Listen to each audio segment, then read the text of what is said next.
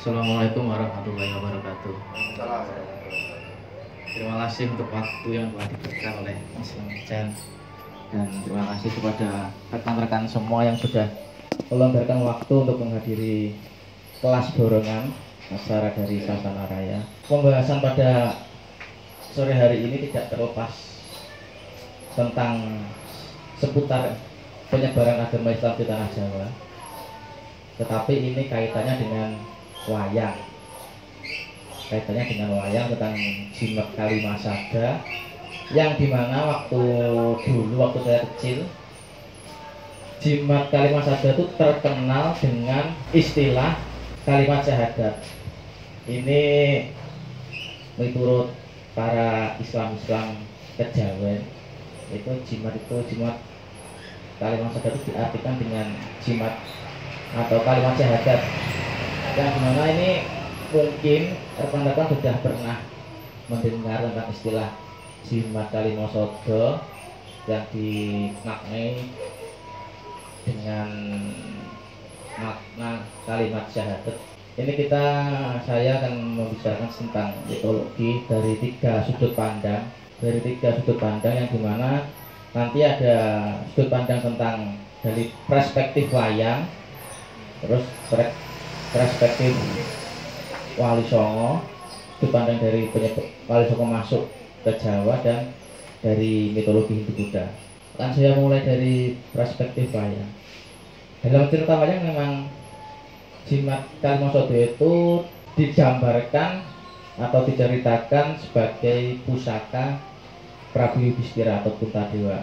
Ini pusakanya dia tidak berbentuk pedang, gada, tapi dia hanya berbentuk teks atau pengetahuan, yang dimana pusaka ini waktu perang Bharatayuda, perang antara Kurawa dan Pandawa, itu jimat Kalimasada ini atau pusaka Kalimasada ini dia bisa mengalahkan Ajian Candrabirawa. Ajian Candrabirawa itu kekuatannya itu dia seperti keris setan kober punyanya Arya Penangsang. Nah, itu dia kalau keris setan kober kan dia hanya mengeluarkan satu Gandharwa atau jin, tapi kalau Aji Candrabirawa itu dia bisa mengeluarkan 1000 pasukan raksasa. Ini versi cerita wayang. Kalau versi dari masuknya agama Islam ke Jawa, Kalimasada itu dimaknai dengan makna kalimat syahadat atau kalimat syahadat, yang dimana banyak para dalang juga mengakui bahwasanya memang Kalimasada itu interpretasi dari kalimat syahadat. Banyak para dalang baik dari Jawa Timur maupun Jawa Tengah memaknai ini atau menyepakati ini. Terus dari sudut pandang Jamus Kalimasada, kalau dalam mitologi Hindu itu dia berarti atau dipahami sebagai lambang keunggulan atau pegangan seorang raja. Kalimasada sendiri juga diartikan sebagai penangkal kesengsaraan atau bebendu, dalam arti untuk menghindari hukuman karma dari Tuhan. Ini dari mitologi Hindu. Mungkin rekan-rekan semua juga sudah mendengar tentang kisah jimat Kalimasada dari perspektif wayang dan dari sudut pandang penyebaran Wali Songo, penyebaran agama Islam oleh Wali Songo ke tanah Jawa. Nah, sedangkan untuk diskusi pada malam hari ini juga menjadi pertanyaan saya juga mencari-cari sebenarnya itu Kalimasada itu asli atau berasal dari epos Mahabharata India atau cerita carangan Pujangga Jawa. Ini bisa dijawab nanti setelah saya selesai memaparkan tentang Kalimasada. Ini informasi penting tentang Mahabharata India dan Mahabharata di Jawa. Itu memiliki perbedaan yang sangat signifikan menurut saya. Kalau Mahabharata India itu dibuat dalam bentuk kitab sebagai kepercayaan orang agama Hindu, sedangkan yang menulis adalah seorang resi. Resi itu kalau zaman sekarang itu bisa dikatakan dia sebagai empu. produknya itu ada Mahabharata India, sedangkan kalau di dalam Jawa, Mahabharata di Jawa itu dia ditulis berupa karya sastra, bisa berupa pupuh atau tembang, ditulis dalam bentuk kakawin, serat atau serat, dan dia ditulis oleh pujangga Jawa, asli pujangga Jawa pada zaman-zaman kerajaan Hindu Buddha di tanah Jawa. Produknya itu ada kakawin Bharatayuda yang ditulis oleh Ki Ngabai Ranggawarsita. Yang kedua, serat Paramayuda itu kebalik. Kakawin Bharatayuda itu ditulis oleh Empu Sedah dan Empu Panulu pada zaman kerajaan Kadiri. Sedangkan serat Paramayuda itu ditulis oleh Ki Ngabai Ranggawarsita. Pustaka Raja juga sama, ditulis oleh Ki Ngabai Ranggawarsita. Perbedaannya atau yang perlu kalian ketahui bahwasanya memang faktanya cerita Mahabharata di India di Jawa itu memang menggubah atau menyandur dari Mahabharata India. Ini fakta. Tetapi disesuaikan, tetapi para pujangga dulu menggubah atau menyandur terus disesuaikan dengan kebutuhan kebudayaan Jawa. Maka dari itu, dari segi silsilah, dari segi silsilah wayang, silsilah para dewa, terus silsilah dari segi gacaran cerita itu semua memiliki perbedaan. Nah, ini untuk supaya biar kita tidak salah tentang informasi ini, bahwasanya ini memang penting untuk mengetahui bahwa Mahabharata di Jawa itu dia mengambil menyandur dari Mahabharata di India. Ini tentang telisik atau saya mengusut adanya kata Kalimasada itu pada waktu apa. Ternyata memang di hidup Buddha sendiri di Mahabharata India itu tidak diceritakan adanya Kalimasada. Saya mengkaji dari beberapa buku itu pada jimat Kalimasada itu adanya, atau ketika di dalam cerita Mahabharata itu dia dikeluarkannya pada waktu perang Bharatayuda. Sedangkan di Mahabharata India itu pada waktu perang Bharatayuda tidak ada teks yang narasi yang menceritakan bahwasanya jimat Kalimasada itu digunakan untuk mengalahkan Prabu Salya. Ini di Mahabharata India. Sedangkan di Jawa, di Mahabharata Jawa itu diceritakan pada Salya Parwa. Kalau di Mahabharata Jawa kan ada pembagian Parwa-Parwa, ada Adi Parwa, Salwa Parwa, Bhisma Parwa. Itu diceritakan pada Salya Parwa itu bahwasanya memang yang bisa mengalahkan Prabu Salya itu hanya jimat Kalimasada, pusaka dari Puntadewa. Terus saya cari kebenaran tentang Kalimasada itu memang pertama kali ditemukan itu pada kakawin Bharatayuda yang ditulis sekitar abad 12 Masehi. Ini berarti kalau 12 Masehi kan belum para Wali Songo belum masuk ke tanah Jawa. Kalau saya melihat dari materi-materi kemarin, pada masa pemerintahan Jayabaya, kerajaan Kadiri, ini dibelah menjadi 3 kata. Kali Maha Usada. Maha itu bisa dikatakan agung atau mujarab, sedangkan Usada itu obat. Usada itu adalah obat. Kali itu Sang Hyang Kali. Jadi dia itu merupakan obat mujarab yang dimiliki Sang Hyang Kali. Ini versi kakawin Bharatayuda. Sedangkan versi dari Purbacaraka, kepustakaan Jawa itu Kalimasada itu masih sama, dibelah menjadi 3 kata, Kali Maha Usada, tapi memiliki pemaknaan yang berbeda. Versi kepustakaan Jawi karangan Purbacaraka itu memaknai bahwasanya Kalimasada itu merupakan nilai agung yang relevan dengan perkembangan zaman. Ini versi Purbacaraka. Terus kaitannya dengan para wali songo itu apa sebenarnya? Nah, mungkin bisa dikatakan sebagai strategi dakwah. Tapi sebelum ke situ, saya perlu membicarakan dulu tentang sejarah wayang.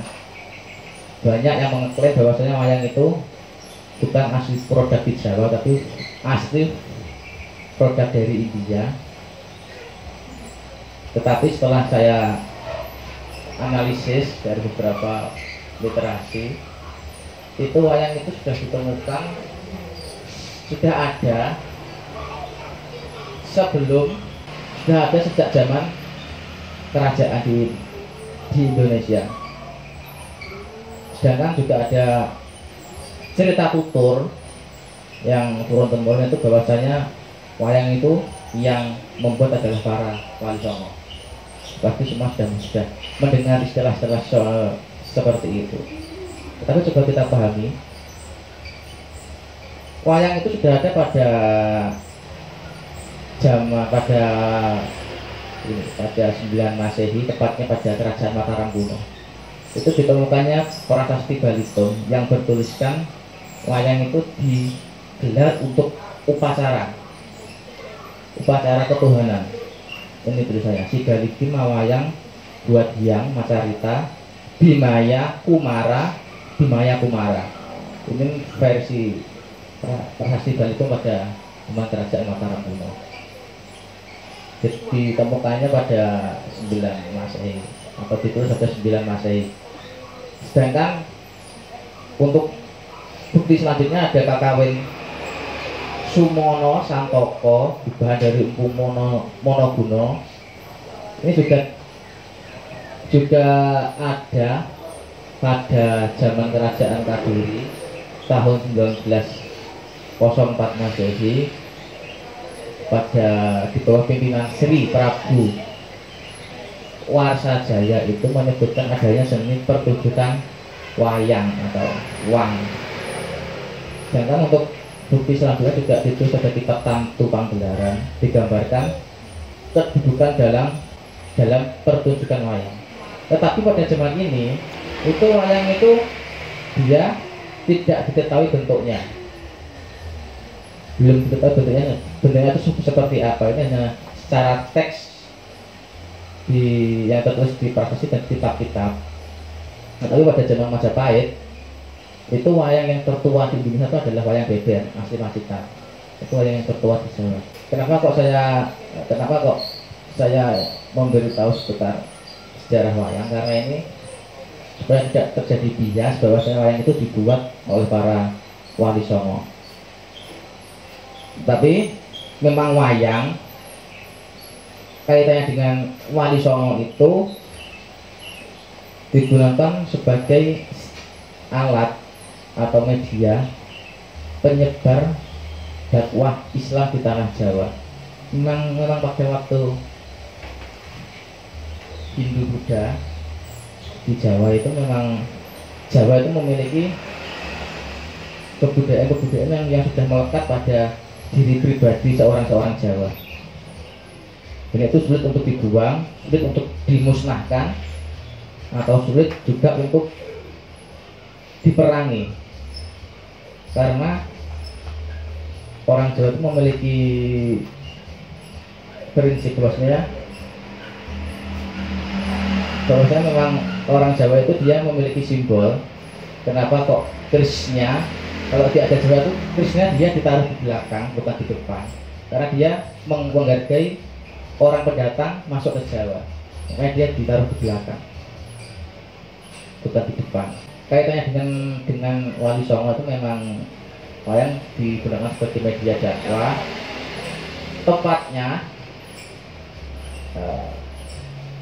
Tepatnya wali songo masuk itu pada abad ke-14 sampai ke-16, bertepatan dengan kemunduran kerajaan Majapahit.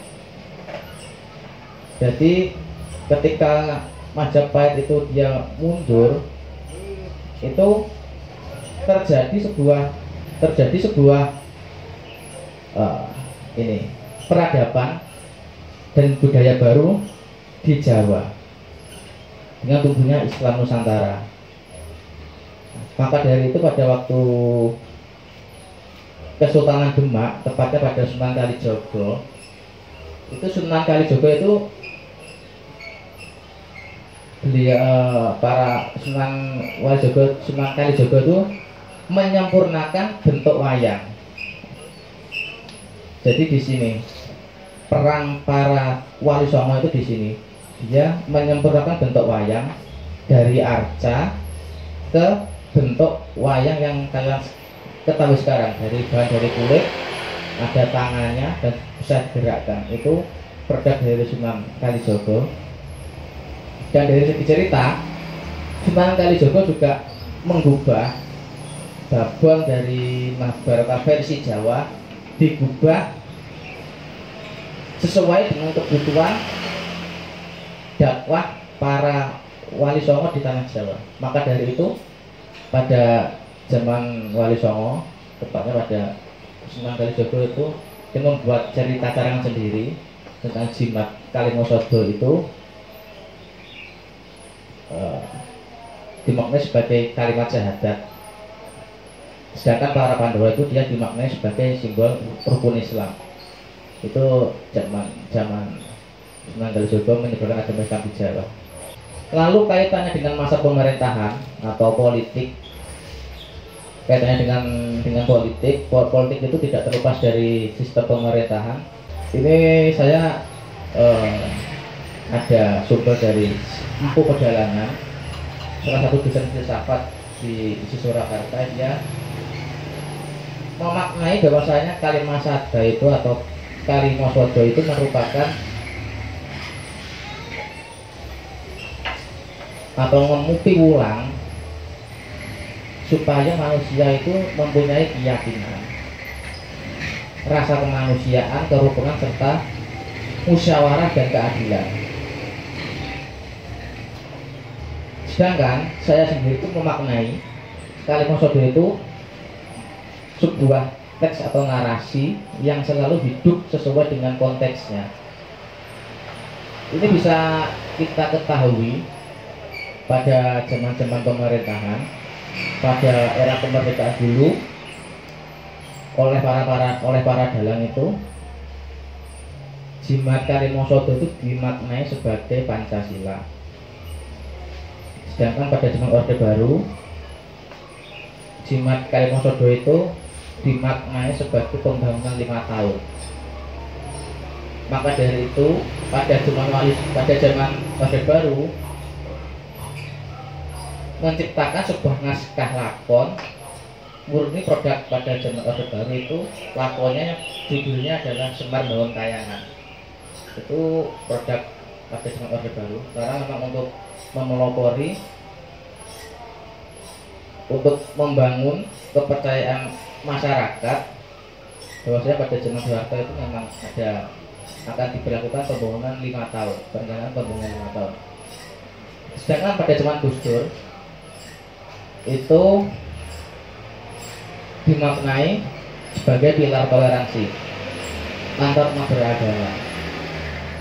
Pada zaman saat ini itu Kalimosodo dimaknai sebagai konsep keutuhan NKRI. Di sini kaitannya jimat Kalimosodo dengan mitologi itu sebagai obat, sebagai pegangan para raja kalau kita lihat pada zaman Hindu,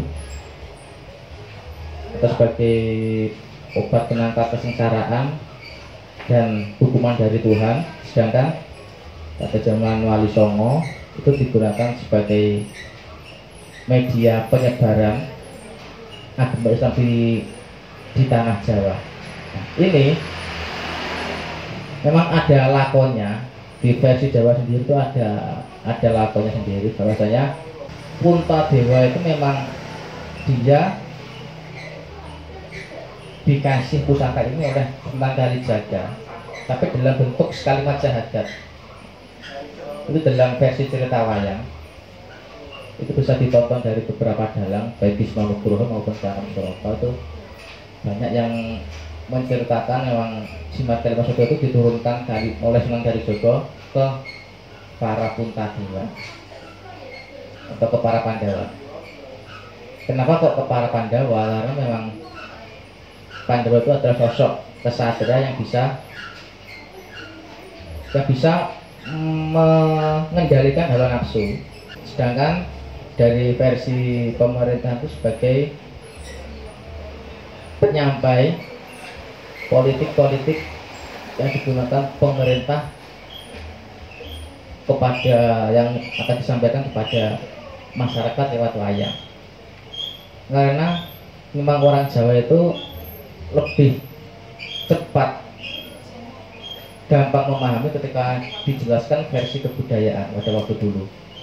Maka dari itu wayang itu tidak terlepas sebagai media para wali songo untuk menyebarkan agama Islam di tanah Jawa. Dengan wayang ini memang agama Islam cepat menyebar ke agama Islam setelah kemunduran Majapahit. Nah, pertanyaannya ada di sini. Kita kembali ke slide yang ini. Sebenarnya memang Kaliwasodo itu sebenarnya berasal dari epos Mahabharata India atau Pujangga Jawa. Mungkin ada pendapat lain yang ingin mengutarakan pendapatnya. Nah, ini sedikit yang bisa saya sampaikan. Untuk waktu saya kembalikan ke moderator untuk memandu diskusi. Oke. Terima kasih. Assalamualaikum warahmatullahi wabarakatuh. Seperti biasa, diskusi mengalir. Bagi teman-teman yang mau berpendapat, menyanggah, bertanya atau apapun itu dipersilakan. Ya, silakan. Sing ngadaptasi wayang ini kan kabare kan Kalijogo. Ya. Kalijogo menciptakan apa Kalijogo Menyempurnakan, Pak. Wayang itu disempurnakan. Wayang itu disempurnakan dari bentuk seperti apa? Itu kan kalau versi Islam kan kalau wayang menyerupai manusia jarang. Itu disempurnakan, diubah bentuknya menjadi wayang yang saat ini. Jadi wayang kulit yang bisa digerakkan sendirinya. Disempurnakan, bukan disempurnakan bentuknya. Kalau perwujudan wayang sendiri sebenarnya sudah dengan arah ya, tapi pada dulu itu belum diketahui bentuknya seperti apa. Tapi kalau wayang yang tertua di Indonesia itu wayang bebek di Pacitan. wayang bebek. Itu wayang tertua, yang pertama kali di Indonesia wayang bebek. Ya, bebek kamu bebek.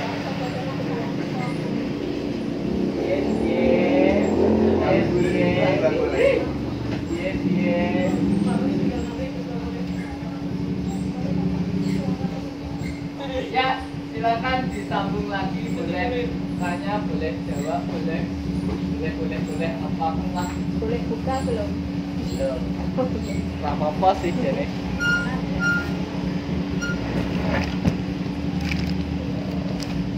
Cek.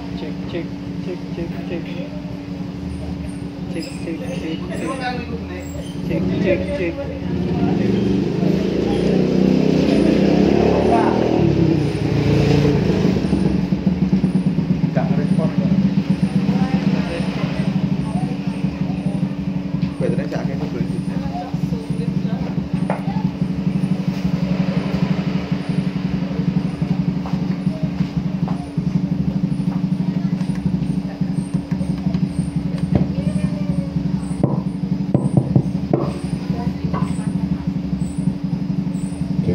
Cek.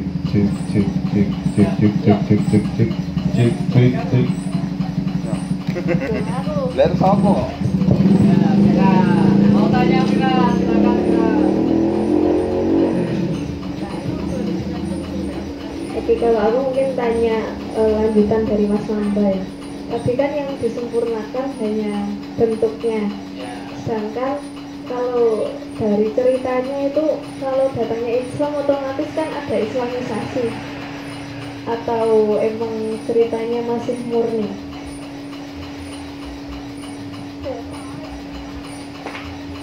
Kalau dari segi cerita itu memang ada para wali songo itu dia mengubah, tapi isinya masih sama, tapi dimasukkan tentang ajaran Islam seperti itu. secara struktur cerita, contoh cerita tentang jimat kalimat sabda itu kan kalau versi Jawa, Mahabharata Jawa itu dia dikasih oleh Sang Hyang Wenang. Tapi kalau digubah ke para wali songo itu jimat kalimat sabda itu dikasihkan kepada Pandawa langsung.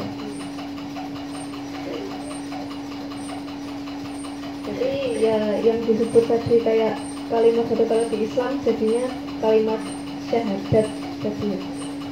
Itu sudah pemaknaan ulang atau pengajian kalimat syahadat penyesuaian. Jadi yang pernah saya tahu selain kalimat saja ya, ada lagi itu apa namanya lairi sosok Bimo. Ada lagi lakon lahirnya Mas. Bimo sing iku pusare Pusare. itu kan digambarkan seperti sunat kalau di Islam. Nah, itu salah satunya yang saya tahu ya.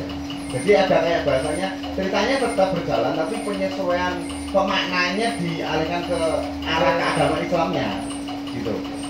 Kurang lebihnya gitu ini. Apa nambahin informasi penguat penyesuaian itu mau. Memang seperti itu Mas. Enggak. Tapi disukai oleh ajaran-ajaran Islam. Diseseli. Diseseli ajaran-ajaran Islam. Itu lah secara narasi cerita masih tetap sesuai Mahabharata di Jawa. Iya, berarti sebenarnya ini wes oleh jawab dulu nih. Berarti dari sejauh perbincangan ini tadi kalimat sabda itu sebenarnya berasal dari epos Mahabharata India atau cerita sarangan pujangga Jawa. Mungkin bisa jadi itu pure murni dari Mahabharata kitab Babon, terus kemudian benar dielaborasi, diadaptasi oleh pujangga Jawa, terus kemudian dari setiap zamannya dimaknai ulang setiap periode-periodenya gitu, dimaknai ulang disesuaikan dengan konteks sosial dan politiknya. Bahkan yang baru saya tahu tadi ternyata sampai pemangku kebijakan Pak Presiden tadi juga menggunakan jimat kalimat sabda sebagai pijakan untuk berpolitik dan untuk membangun sistem kenegaraan gitu. Terus lagi saya juga baru tahu ternyata naskah atau lakon Semar dan Kahyangan merupakan dampak dari pemerintahan Soeharto. Menurut saya cukup menarik sih, itu sih. Ya itu sih. Terus mungkin ini Mas bisa diceritakan perihal wayang beber. Soalnya saya kira teman-teman juga membayang-bayangkan bagaimana sih sebenarnya wayang beber gitu. Sepengetahuan saya kan kalau wayang beber itu kan dia secara visual saja kan, dia kan lukisan gitu, lukisan dengan di beruang atau mungkin bahasanya kertas, semacam kertas, tapi sebenarnya beruang itu. Terus pemanjanya atau pemusiknya nggak sampai lengkap, cuma beberapa aja. Terus kalau secara lakon saya kurang paham betul lakonnya. Saya kok curiga di wayang beber kok malah cerita Panji ya. Itu sih malah sepertinya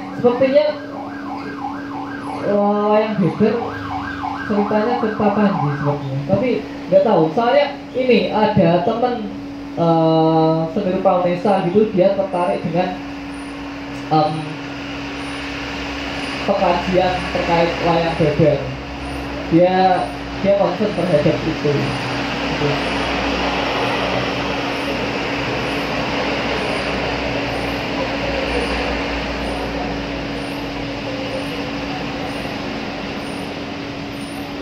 sebentar.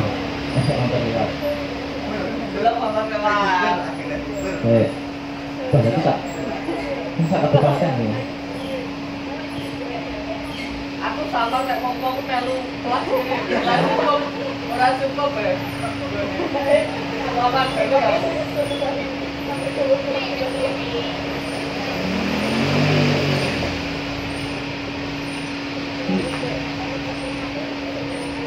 Wah, ini sekarang 3-0.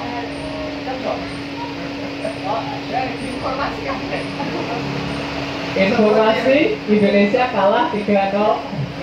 Seperti aku. Australia. Iya. Australia.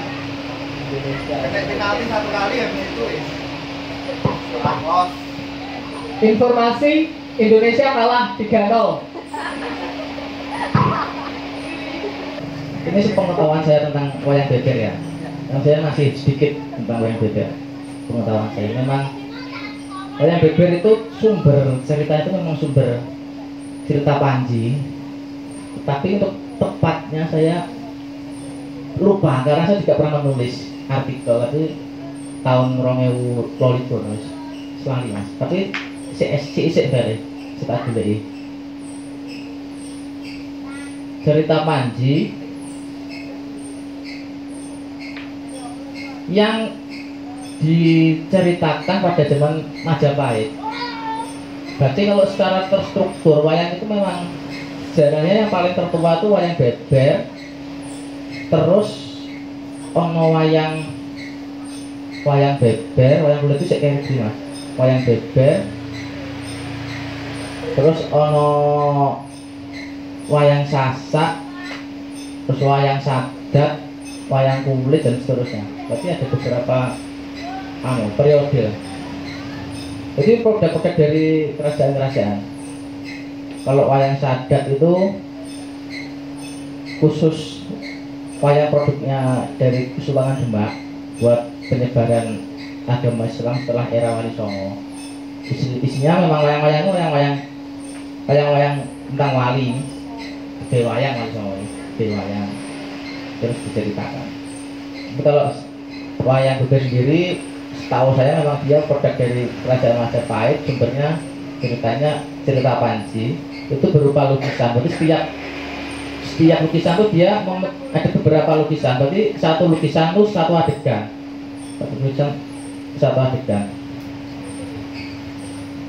Jadi dalam cerita itu memang mungkin banyak slide gambar. Dan itu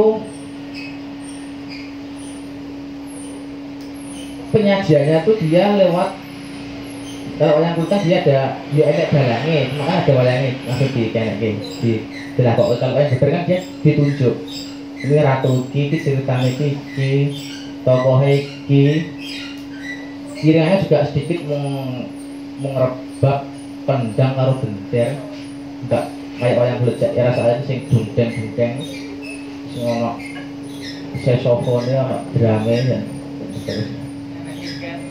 Orang nikah kali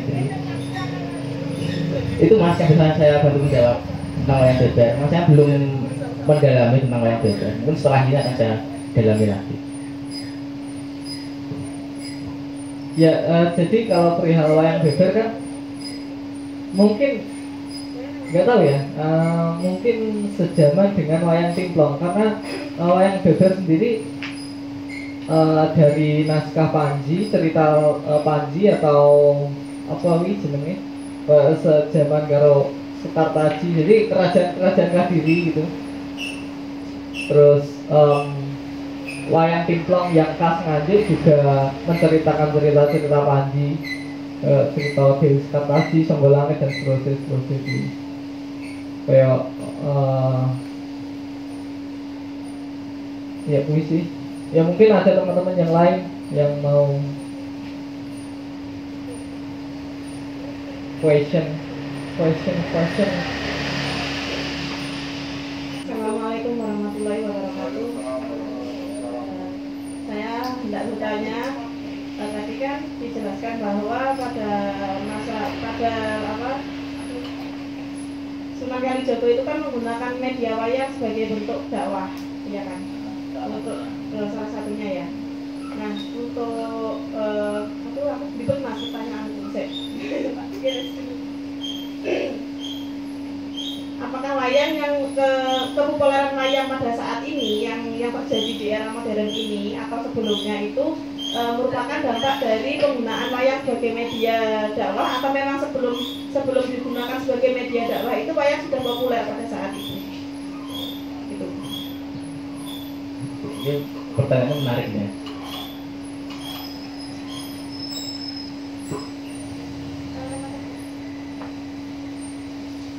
Kalau pada waktu sebelum Wali Songo itu memang wayang sudah ada, tapi belum diketahui bentuknya.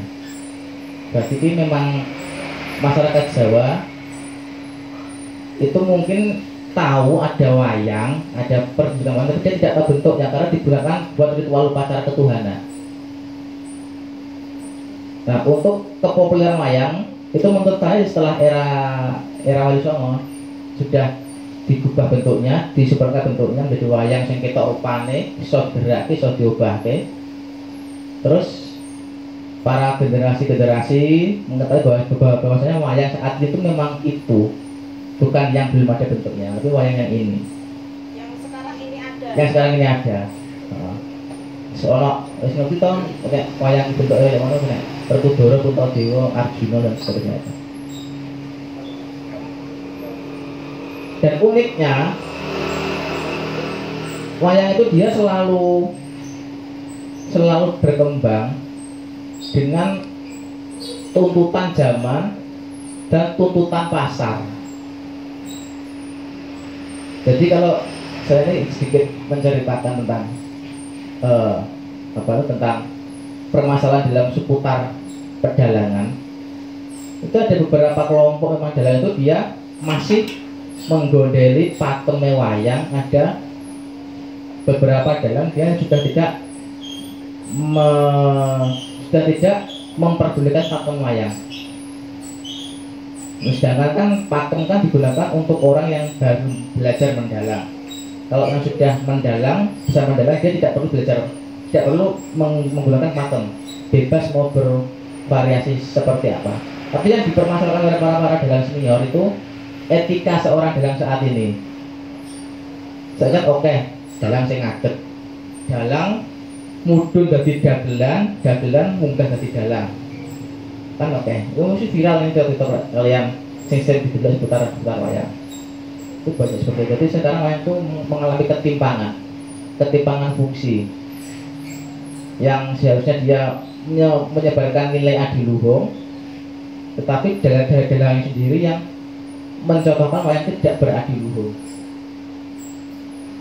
Nah, itu Mbak jawabannya Mbak, sedikit saja.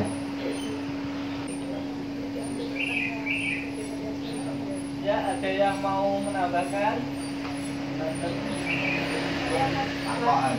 Oke, monggo Mbak. Lanjut Pak. Sebenarnya belum Lanjut aja, monggo. Santai mawon. melanjutkan yang tadi ya. Kalau sebagai ketika media wayang sebagai media dakwah pada zamannya pada masanya Jawa itu ya Sunan Kalijogo itu kan berarti pertunjukan wayang itu kan otomatis dalam pelakonannya dan penceritaannya itu kan akan dimasukkan syariat Islam di dalamnya. Sedangkan yang sedikit saya ketahui di pertunjukan wayang yang saat ini, yang dimasukkan itu mungkin hanya pelakonannya itu beda, maksudnya tidak ada unsur Islamnya atau syariat Islamnya itu tidak dimasukkan gitu loh, hanya ada moral-moral yang universal aja yang dimasukkan di dalam penceritaannya itu. Nah itu tuh kok bisa dari situ ke mana ya, ibaratnya tadi kan bilangnya kan wayang itu mulai populer ketika digunakan sebagai media dakwah agama Islam. Sedangkan dari media dakwah pada saat itu ke sini itu kok mulai beda. Itu bagaimana? Memang wayang itu jejaknya itu dia selalu mengikuti tentang sesuai perkembangan zaman. Mungkin pada Wali Songo itu memang digunakan sebagai fungsi dakwah. Itu dalam pada zaman dulu dia telah memang membuat cerita itu sesuai dengan kebutuhan penyebaran agama Islam. Contoh saja di Serat Paramayoga itu penciptanya adalah Ki Ngabei Ronggo Warsito. Itu silsilah wayang itu ada dimulai dari Nabi Adam, Nabi Sis, Anwar, terus Anwas. Anwas itu yang menurunkan para dewa dan seterusnya. Tetapi kalau di Mahabharata Abhabon itu dimulai dari Brahma, terus dia mempunyai anak itu rembulan, matahari, terus lintang, guntur, dan seterusnya. Dan berbeda. Memang kalau fungsi dulu memang pada kemunduran Majapahit itu peradaban budaya Islam Nusantara itu memang sangat kental. Berarti perpaduan produk antara produk Jawa dengan Islam itu sangat populer pada masa itu. Beberapa serat pun juga ada menuliskan tentang silsilah atau cerita-cerita yang ada ajaran Islam, ada ajaran Islamnya. Sedangkan terus sesuai dengan perkembangan zaman itu memang wayang, kalau zaman sekarang wayang itu digunakan sebagai media wong golek duit ya, gampangannya seperti itu. Sedangkan pada zaman biyen itu memang dengan itu digunakan sebagai penyebar ajaran moral. Tapi dia terus mengikuti gitu pola berpikir masyarakat. Karena kalau nggak seperti itu nanti wayang akan semakin tergeser oleh budaya barat. Seperti itu, Mbak. Mungkin bisa menambah wawasan buat kita semuanya.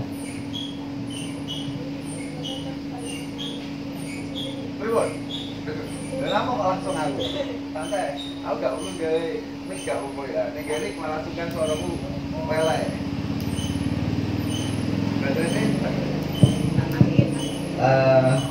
sedikit tak dulu pertanyaanku ya. Iki apa era ini respon pertanyaan dari Mbak tadi.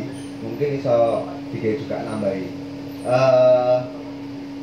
Dari yang aku tahu ya, di era dakwah Wali Songo atau Sunan Kalijogo yang menggunakan metode dakwahnya adalah wayang atau melalui wayang, itu sebenarnya lebih ke pengenalan Islam. Jadi bukan konteksnya berdakwah di orang Islamnya, tapi berdakwah atau ibaratnya mengenalkan Islam ke masyarakat umum atau masyarakat yang masih nonis, kan bahasa anak sekarang ya.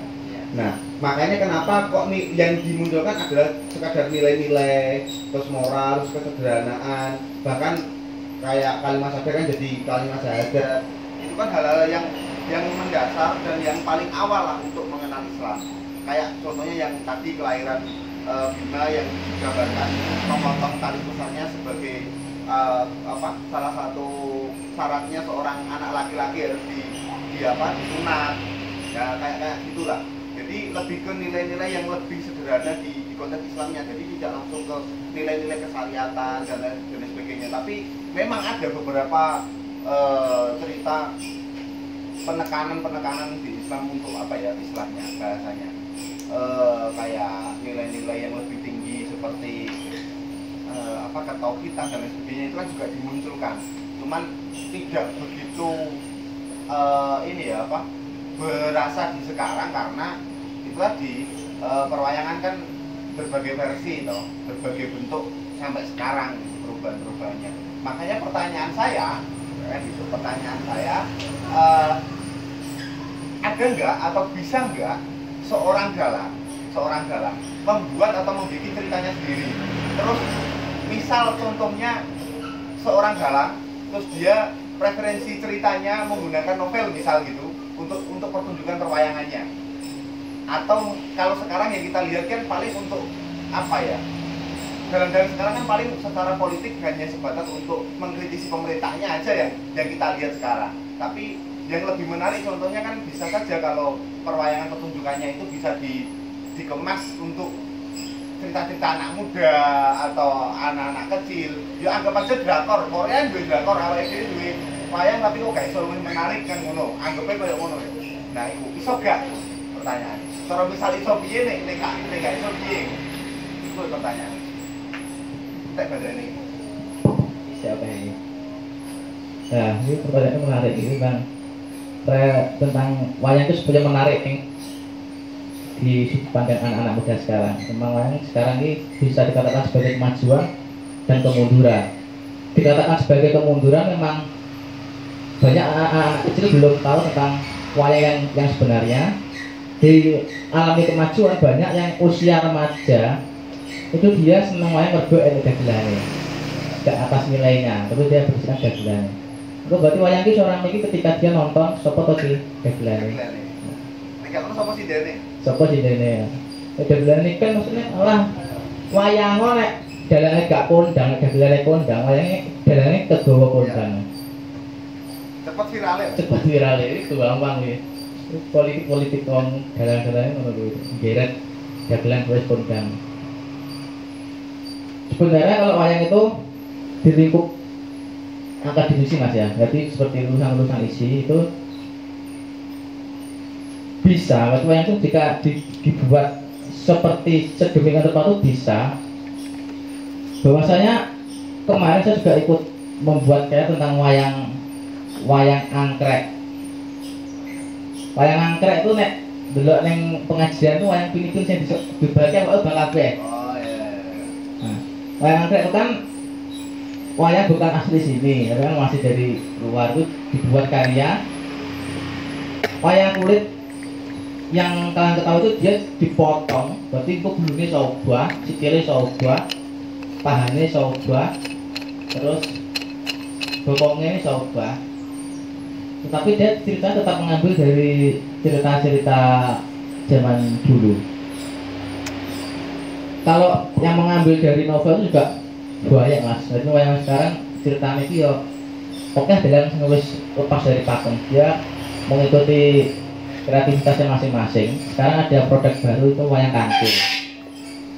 Wayang kancil mungkin kan belum mengetahui. Wayang kancil itu memang wayang yang ceritanya itu tentang cerita anak, tentang seputar kancil. Wayangnya ya wayang-wayang kewan-kewanan toh. Jadi nek kancil, nek makan, nek boyo, nek kelinci, nek bebek ya. Tapi kenapa kok dia tetap belum diterima di masyarakat? Jadi sebenarnya dalangnya judak. Dia berkreativitas seperti apa ini? Proses diterimanya itu sulit. Contoh dalang lagi yang menggunakan sumber-sumber literasi atau cerita dari Islam tuh Ki Entus Susmono. Itu dia menggunakan Islam murni sebagai media dakwah. Itu ceritanya tentang Islam. Jadi kayak cerita Bima Suci itu dia menggunakan versi Islam. Itu zaman Kentus murni buat penyebaran dakwah Islam. Terus turun lagi ke anaknya Ki Haryo Susilo, itu dia menciptakan wayang santri. Tapi bukan wayang kulit, wayang golek. Tapi isinya itu tentang ajaran Islam. Tokohnya tokoh seperti biasa, tokoh Lupit, tokoh-tokohnya Ustadz Wahid, Prabowo, dan dia membuat wayang baru, tapi isinya cerita tuh cerita Islam. Yang diterima saat ini tuh malah bukan wayang kancil, tapi wayang santri. Itu sekarang familiar, tapi belum ke sini, masih di daerah Jawa Tengah, daerah Pekalongan. Daerah apa? Belum ke Jawa Tengah, belum ke sini. Karena semakin ke timur tuh semakin wayang itu barat itu dia sudah lepas dari pakem, dia menggunakan sumber apapun bisa dibuat menjadi sebuah cerita wayang. Sedangkan di Jawa Tengah tuh dia fokusnya ke tradisi. Ke timur ini ada percampuran tradisi dan pakem. Berarti timurnya ada adalah yang sesuai dengan pakem, ada dalang yang wis sesuai kebutuhan pasar. Kalau produk-produk murni untuk penyebaran agama Islam itu sekarang ada wayang santri. Itu dari segi gendingnya itu juga tentang sholawat. Terus nonton, lagu ilir-ilir ini di improve dengan sejumlah waktu di rumah. Oke, dia sang turu nak dia. Jadi saya kalau di rumah tuh sering nontonnya malah wayang santri, bukan wayang-wayang kulit. Karena kayak wayang kulit sudah saya belajar di isi, wayang santri saya belum perlu belajar lagi. Gitu, mas. Itu mas produknya ada wayang santri. Itu murni buat penyebaran agama Islam di tanah, buat untuk dakwah Islam versi sekarang. Berarti yang wayang santri itu lebih melekat seperti metodenya Sunan Kalijogo ya? Ya. Soalnya kan di tembang-tembangnya kan Sunan Kalijogo kan lebih ke situ kan. Yang awalnya tembang cuma tembang Jawa apa yang ngarani sing bener-bener tuh ini di era sebelumnya dibawa ke era sing ya tembangnya Jawa nih kan maksud dan makna arti ini kan keislaman. Nah, lebih ke situ. Oke. Masuk. Cuman beda nih visualisasi nih ya. Karo pengemasan ini. Yang berbeda mungkin bisa ditonton wayang santri ya. Itu kisahnya judul-judul itu oke banget kok. Sejarah Adam Hawa, ada cerita judul Adam Hawa, terus Nabi Sis, ono Lupit Sunat. Yang terbaru ini adalah apa sih judul ini yang terbaru ini Pondok Kuwi sebagai ajang bisnis ya. Ini terbaru lakonnya Mas Heriel Susilo. Anu yo, berarti itu dijadikan konten pilihan untuk anak-anak no? Betul mas. Di TikTok itu juga dipotong-potong, diambil yang menarik. Jadi makanya di sini dulu, anu kok kartun-kartun nggak jelas. Kalau wayang kulit sekarang kan dia kalau di sini kan full kelakonnya, tapi kalau wayang santri itu lebih pendekatannya dia lebih ke dialek, berarti dia ya dakwah tapi ini versi santai. Oke, gulunane timbang serius sih. Mas Heri Susilo banyak di YouTube.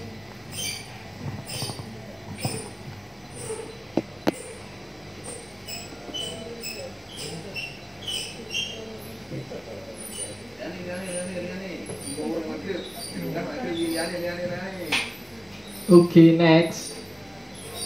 Tambahan ini, itu memang ada dalang itu menggunakan wayang bisa, berarti memang dalang itu dia mempunyai pilihan masing-masing. Ono dalang kuwi memang dia sengaja gawe wayang kuwi sebagai penyebar agama Islam, ono dalang sing ora, ya ono dalang sing mung wayang wae sak perlune. Berarti anu nek dalam apa? Wayang santri paling iki sinden-sindene sing yali-yali ngono ya.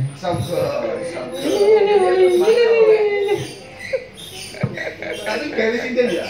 Gawe sinden, Mas. Sinden itu yo habis. Oh, ya bisa ngono. Ngawur. Negeri dalang. Oh. Lami iki koncone jan-jan. Negeri dalang masuk ning awake dhewe mau masuk dalang. Soalnya aku dalang Mas ya. Ini ngene beri bupati. Ya, tapi saya padi-padi wayange. Oh, berarti akhirnya gak iso delok ngarepe. Kayak iso nonton. Oh, oke. Roh gegere ya. Memang dulu kan sinden kan sebenarnya tidak ditaruh di samping dalang, tapi di bawahnya dalang. Iya. Ya maksudnya ya kan dia amor yoga, amor sing nabur. Bisa iya ora, saiki sinden kan delok ning penambang. Ya. Nek wayang santri tuh sindennya juga bisa ada hubungan melipit wes aurat tertutup full. Dia tidak terlihat, tidak terlihat oleh orang. Tapi gak mau kode gak? Kode gak masuk. Udah, jilbaban. Soalnya kan dia enak ya, jilbaban tapi kondean. Oh, dikukupi ora. Iki full jilbaban. Cadaran enggak? Ya. Oh. Ya.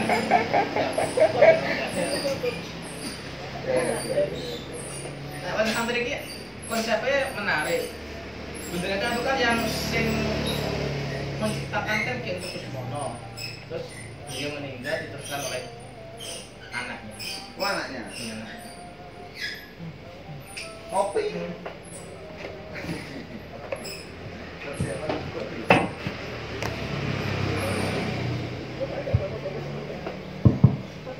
Ya, nek koyo wayang-wayang menurutku wakeh sih panjenan bentuk-bentuknya saiki. Enek koyo wayang suket, wayang opo, wayang kondom bareng yo enek. Wayang bahkan saiki enek wayang eksperimentatif banget, menarik banget. Aku suka. Mungkin bakal tak pinjem juga secara konsep, gak tahu nanti. Jadi wayang, dia nyekel senimannya enek beberapa seniman. Jadi gak dalang kuwi gak mung siji tok. Jadi enek beberapa. Dia nyekel wayang ini ambek nggo center. Jadi di ruangan tertutup nggo center. Ini. Akhirnya timbul bayangan-bayangan hitam sing di tembok, di jadi lumayan eksperimental banget. Ya kuwi sih sing pernah tak ketahui. Terus bahkan Badland aku mbek kanca-kanca pun pernah gawe wayang lakone judulnya Pertiwi ngono, dhek bahas perihal ekologis. Jadi koyo di daerah Gondang, Lengkong dan seterusnya sampai Jatikalen, seterusnya kuwi kan wakeh banget pabrik-pabrik. Lah, aku bahas hal kuwi. Jadi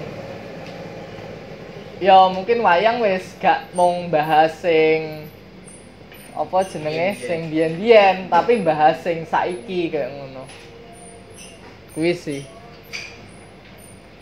Terus pertanyaannya nek teko balik mana di Kalimasada, kira-kira nek saiki dimaknai koyok piye secara universal sekaligus sampean pribadi. Perihal Kalimasada kuwi dimaknai koyok piye sih? Apa aku mengko sempat mikir, oh Kalimasada saiki koyoke nek didelok teko sudut pandang Islam, Kalimasada iki rukun Islam.